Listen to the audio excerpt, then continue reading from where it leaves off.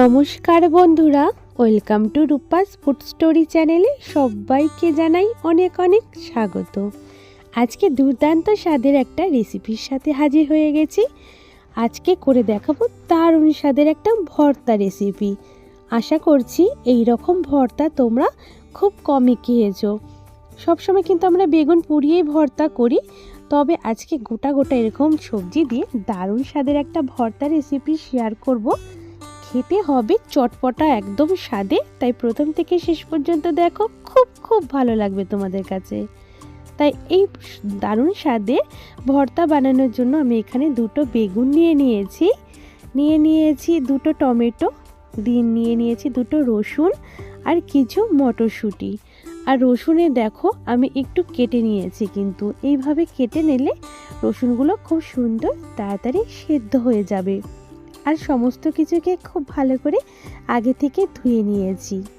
এবার একটা ছুরির সাহায্যে বেগুনটাকে কেটে নেব দু টুকরো করে। তোমরা চাইলে 4 টুকরো করে নিতে পারো। আমি 2 টুকরো করে কেটে নিলাম। দেখো এইভাবে বোটা দিয়ে আমি 2 টুকরো করে নিয়েছি। দেখে নিলাম ভেতরে কোনো যেন জীবজন্তু না থাকে, মানে কোনো রকম পোকা যেন না থাকে। আর আরেকটা বেগুনকেও কিন্তু আমি একইভাবে কেটে নেব।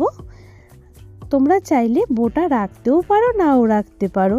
দেখো এইভাবে কিন্তু দুটো বেগুনকে আমি কেটে নিয়েছি। আর এই আজকের এই চটপটা স্বাদের বেগুনের রেসিপিটা দিয়ে শুধু ভাত নয়, রুটি, পরোটা, লুচি সব কিছুর সাথে খাওয়া যাবে। আর দেখো তারপরে আমি দুটো টমেটোকেও কিন্তু মাঝখান থেকে এইভাবে 2 টুকরো করে নিলাম। আমার সমস্ত সবজিগুলো কিন্তু যেগুলো ভর্তার জন্য লাগবে রেডি করে নিলাম। এবার এখানে আমি নিয়ে নিয়েছি একটা তাওয়া।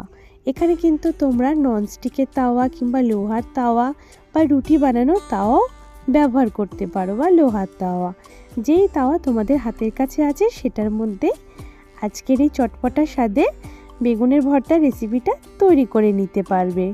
তা প্রথমে দেখো আমি তাওয়াটার মধ্যে দিয়ে দিয়েছি সর্ষের তেল। অবশ্যই কিন্তু রেসিপিটা সর্ষের তেলেই করতে হবে। তার তেলটা একটু গরম হয়ে গেলে আমি সমস্ত বেগুনগুলোকে এইভাবে একটু একটু করে তেল মাখিয়ে একে একে তাওয়ার মধ্যে কিন্তু সাজিয়ে নেব। দেখো তাওয়ার মধ্যে কিন্তু বেগুনগুলোকে এইভাবে বেশ ডলে ডলে তেলটা মাখিয়ে নিতে হবে, যাতে সমস্ত বেগুনের গায়ে তেলটা মেখে যায়। আর তারপর একে একে কিন্তু সমস্ত কিছুকে সাজিয়ে নেব। টমেটো দিয়ে দিলাম আমি। এইভাবে কিন্তু তোমাদের ধীরে ধীরে কিন্তু সাজিয়ে নিতে হবে। যেহেতু আমার বেগুনগুলো সাইজে একটু বড়, তাই একটু সাজিয়ে নিতে একটু অসুবিধা হচ্ছিল। তোমরা চাইলে একটু ছোট সাইজের বেগুন নেবে, তাহলে তোমাদের ভীষণ সুবিধা হবে। আর আমি দিয়ে দিলাম 2 টুকরো মানে গোটা দুটো রসুন আর মটরশুঁটি। এইভাবে সমস্ত কিছুকে সাজিয়ে দেব। প্রথম দিকে একটু অসুবিধা হলেও পরে কিন্তু এগুলো যখন একটু নরম হয়ে আসবে তখন কিন্তু খুব সুন্দর সমস্ত কিছুই ভাজা বা সিদ্ধ হয়ে যাবে। এবার আমি ঢাকা দিয়ে দেখো এগুলোকে আমি লো ফ্লেমে 5 থেকে 7 মিনিটের জন্য ঢেকে রেখেছিলাম। এইবার দেখো ঢাকার পরে ভাপে ভাপে কিন্তু বেশ মটরশুঁটি বেগুন অনেকটাই কিন্তু একটু সেদ্ধ হয়ে এসেছে। ব্যাস, এবার ওপর থেকে একটু লবণ দিয়ে দিলাম। তো লবণ দিয়ে আবার ঢাকা দিয়ে আমি 5 থেকে 7 মিনিটের জন্য অপেক্ষা করব। তারপরে দেখো আরও কিছুটা বেগুন কিন্তু সেদ্ধ হয়ে এসেছে, উপরে কালার কিন্তু চেঞ্জ হতে শুরু করেছে। এই ভর্তাটা কিন্তু এভাবে আমাদের লো ফ্লেমে কোনো রকম জল ছাড়াই কিন্তু আমরা ভাপে ভাপে সমস্ত কিছুকে সিদ্ধ করে নেব। আর সমস্ত কিছুর কিন্তু আমি এক পাশটা উল্টে দিচ্ছি। বেগুন, টমেটো সমস্ত কিছু দেখো একটা পাশ কিন্তু খুব সুন্দর কিন্তু ভাজা হয়ে গেছে। একদম কিন্তু বেগুন পোড়ানোর ঝামেলা ছাড়াই কিন্তু ঝটপট দারুণ স্বাদের একটা চটপটা মশলাদার ভর্তা তৈরি করছি আমরা। আবার কিন্তু আমি ঢাকা দেব। ঢাকা দিয়ে কিন্তু আবারও আমি 5 থেকে 7 মিনিটের জন্য এটাকে রেখে দেব একদম লো ফ্লেমে। আর দেখো কত সুন্দর সমস্ত কিছু কিন্তু সেদ্ধ হয়ে গেছে। কিন্তু দেখো আবারও কিন্তু একটু উল্টে দিচ্ছি। মটরশুঁটি সমস্ত কিছুর কিন্তু কালার কিন্তু চেঞ্জ হয়ে গেছে, দেখে কিন্তু বুঝতেই পারছো তোমরা। তা বেগুনগুলোকে কিন্তু আবার উল্টে দিচ্ছি। আবার যেহেতু এখানে আমরা লবণ ব্যবহার করেছি, তা লবণটা দেওয়ার পরেও কিন্তু এটার থেকে যে একটা জল ভাব বেরোয় সবজি থেকে, সেই জলে কিন্তু এই সবজিগুলো দারুণ কিন্তু সেদ্ধ হয়ে যাচ্ছে। তা সমস্ত কিছুকে আরও একবার কিন্তু আমি এখানে উল্টে দিলাম। এইভাবে কিন্তু আমরা ঢেকে ঢেকে এই বেগুন, টমেটো, রসুন, মটরশুঁটি সমস্ত কিছুকে কিন্তু সেদ্ধ করে নেব। সাথে দেখো কত সুন্দর ভাজাও হয়ে গেছে। তারপর আমি আবার কিন্তু এগুলোকে একটু হাই হিটে রেখে উল্টে পাল্টে আবার একটু ভেজে নিচ্ছি। যেহেতু এগুলো খুব সুন্দর সেদ্ধ হয়ে গেছে, তাই উল্টে পাল্টে একটু ভেজে নিচ্ছি। তার সমস্ত কিছু কিন্তু আমার ভেজে নেওয়া কিন্তু কমপ্লিট হয়ে গেছে। এবার গ্যাস বন্ধ করে ঠান্ডা করে নিচ্ছি। আর এইভাবে যদি বেগুন পোড়ানোর ঝামেলা ছাড়াই এইভাবে যদি ভর্তাটা তৈরি করো, অনেক সময় কি হয়, বেগুন পোড়ানোর সময় কিন্তু আমাদের গ্যাস বার্নারের মধ্যে কিন্তু আমাদের এই সবজি থেকে যে একটা জল ভাব বেরোয় সেটা পরে অনেক সময় নোংরা হয়ে যায়। তাই কোনো রকম নোংরাও হলো না, আর ঝটপট সমস্ত কিছু কিন্তু আমরা ভাজা বা পুড়িয়ে নিলাম। এবার প্রথমে টমেটোর খোসাটা আমি ভালো করে ছাড়িয়ে নেব। আর কত সুন্দর কিন্তু এগুলো নরম হয়ে গেছে। টমেটোর খোসা ছাড়ানো হয়ে গেছে। এবার বেগুনের ওপরের খোসাটাও আমি ছাড়িয়ে নিচ্ছি। খুব সহজে কিন্তু বেগুনের খোসাটা ওপরেরটা কিন্তু উঠে আসছে বন্ধুরা। আর এইভাবে কিন্তু আমি দুটো বেগুনের খোসাই কিন্তু ছাড়িয়ে নেব। একবার হলেও তোমরা এই দারুণ স্বাদের ভর্তাটা বাড়িতে বানিয়ে খেয়ে দেখো, অসাধারণ লাগবে খেতে। তবে এখানেই কিন্তু শেষ নয়, পুরো রেসিপি দেখবে, খুব ভালো লাগবে তোমাদের কাছে। তা বেগুনটাও ছাড়িয়ে নেওয়া হয়ে গেছে। এবার মটরশুঁটিগুলোকেও কিন্তু আমি দেখো ছাড়িয়ে নিচ্ছি। আর মটরশুঁটিগুলো কিন্তু খুব সুন্দর একদম নরম আর সফট হয়েছে, কোনো রকম কাঁচা ভাব কিন্তু নেই। এবার সমস্ত মটরশুঁটি একইভাবে কিন্তু আমি ছাড়িয়ে নেব। আর রসুনগুলো কত সুন্দর সেদ্ধ হয়েছে দেখো, দু হাত দিয়ে চাপ দেওয়া মাত্রই দেখো রসুনের কোয়াগুলো কত সুন্দর বেরিয়ে আসছে। খুব সুন্দর কিন্তু রসুনটাও সেদ্ধ হয়ে গেছে। আমি যেহেতু নিচের দিকের মুখটা কিন্তু একটু কেটে দিয়েছিলাম। তা দুটো রসুনই কিন্তু একইভাবে এইভাবে চেপে চেপে রসুনের কোয়াগুলো বার করে নিয়েছি। আর রসুনগুলো দেখো কতটা সফট হয়েছে, সেটা আমি হাতে চাপ দিলে দেখো একদম নরম হয়ে যাচ্ছে। আর মটরশুঁটিগুলোও দেখিয়ে দিচ্ছি যে কতটা নরম হয়েছে, একদম কিন্তু হাতে চাপ দিলে একদম কিন্তু এটা নরম হয়ে যাচ্ছে। এবার সমস্ত কিছুকে একসাথে খুব ভালো করে হাত দিয়ে মেখে নিচ্ছি।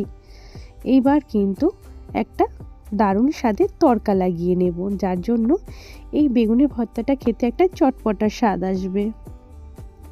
আমি কড়াইতে ভালো করে গরম করে নিয়ে কড়াইটাকে সর্ষের তেল দিয়ে দিয়েছি। তেলটা নিজেদের পছন্দ অনুযায়ী ব্যবহার করবে, কম বেশি করে। তেলটা গরম হয়ে গেলে দিয়ে দিলাম দুটো শুকনো লঙ্কা।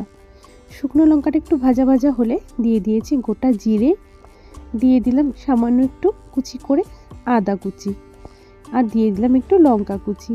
ঝালটা নিজেদের পছন্দ অনুযায়ী দেবে, কম বেশি করে। আমি এখানে কম দিয়েছি, তোমরা চাইলে আরও বাড়িয়ে দিতে পারো। আর একটু দিয়েছিলাম হিং ফোড়ন। এই সমস্ত ফোড়ন দিলে বেগুন স্বাদে মানে ভর্তার স্বাদ অনেক গুণ বেড়ে যাবে।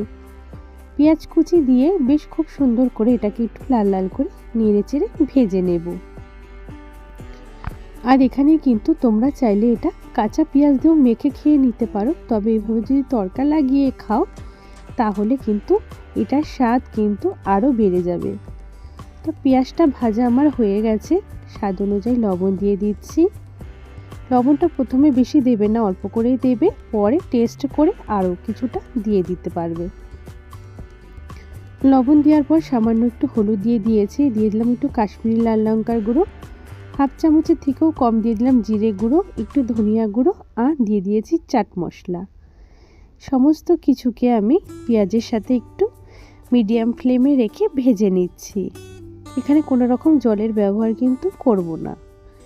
2-3 মিনিট একটু নাড়াচাড়া করলেই মশলা থেকে একটা সুগন্ধ বেরোতে শুরু করলেই দিয়ে দিচ্ছি মেখে রাখা বেগুনের ভর্তাটা।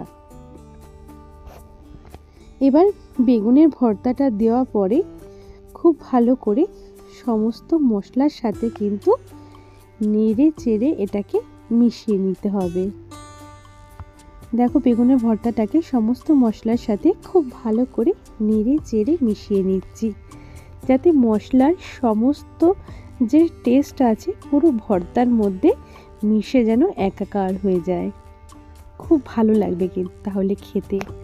আর এইভাবে বেশ কিছুক্ষণ হাই হিটে রেখেই কিন্তু বেগুনের ভর্তাটাকে অনবরত নাড়াচাড়া করে নিতে হবে। তাহলে বেগুনের ভর্তাটার সমস্ত দিক থেকে কিন্তু খুব ভালো করে মশলার সাথে মিশে যাবে। আর এত সুন্দর একটা গন্ধ বেরোবে যেটা তোমরা বাড়িতে রান্না করলেই বুঝতে পারবে। এইভাবে কিন্তু বেশ কিছুক্ষণ নাড়াচাড়া করে নিয়েছি। সব শেষে দিয়ে দিচ্ছি ধনিয়া পাতা কুচি। ধনিয়া পাতা কুচিটা দিলে কিন্তু খুব ভালো লাগবে, যদি হাতের কাছে থাকে তো অবশ্যই দেবে। তারপর আবারও ভালো করে একটুখানি 2-3 মিনিট ধনিয়া পাতা কুচির সাথে নেড়ে চেড়ে নেব। আর রসুনের কোয়াগুলো যে একটু গোটা গোটা রয়েছে, খাবার সময় যখন মুখে পড়বে খুব ভালো লাগবে খেতে। ঠান্ডা হবার পর প্লেটে সার্ভ করে নিয়েছি। এটা তোমরা ভাত বলো, গরম গরম ভাত বা গরম গরম রুটি, পরোটা সব কিছুর সাথে খেতে অসাধারণ লাগবে।